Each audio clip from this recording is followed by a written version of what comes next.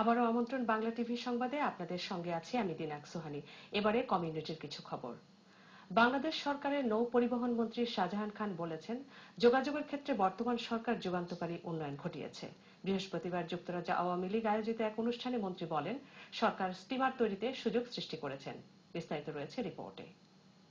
শেখ হাসিনা সরকারের ডিজিটাল বাংলাদেশ গড়ার লক্ষ্য বিষয়ে আলোচনা উপলক্ষে যুক্তরাজ্য আওয়ামী লীগ আয়োজিত এক অনুষ্ঠানে বক্তব্য শেষে বাংলা টিভির এক প্রশ্নের জবাবে নৌ পরিবহন মন্ত্রী শাহজাহান খান বললেন, যোগাযোগের ক্ষেত্রে বর্তমান সরকার উল্লেখযোগ্য উন্নয়ন করেছেন। এছাড়া ব্রিটিশ শাসনামলের পরে এই প্রথমবারের মতো সরকার দেশে স্টিমার তৈরির ক্ষেত্রে অনন্য ভূমিকা রেখেছেন বলে তিনি দাবি করেন।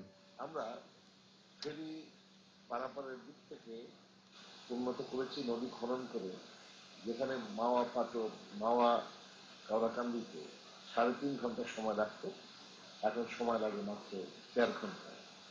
আমরা ইতিমধ্যে 5টা ফেরি ক্রয় করেছি এবং আরো 9টা ফেরি আমরা ক্রয় করতে যাচ্ছি। আমরা চট্টগ্রাম বন্দরকে অটোমেশন করে ডিজিটাল পদ্ধতিতে এখন পরিচালনা করছি।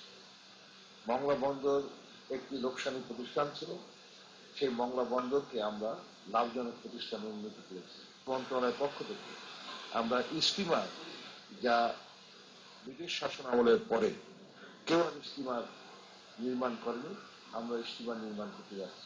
এর আগে সংগঠনের সহসভাপতি মোহাম্মদ জালাল উদ্দিনের সভাপতিত্বে ও সাধারণ সম্পাদক সৈয়দ সাজিদুর রহমান ফারুকের পরিচালনায় অনুষ্ঠিত আলোচনা সভায় মন্ত্রী প্রধান অতিথি হিসেবে বক্তব্য রাখেন। সভায় আওয়ামী লীগের বিভিন্ন অঙ্গ সংগঠনের নেতৃবৃন্দ উপস্থিত ছিলেন। আব্দুল কাদির মুরাদ, বাংলা টিভি।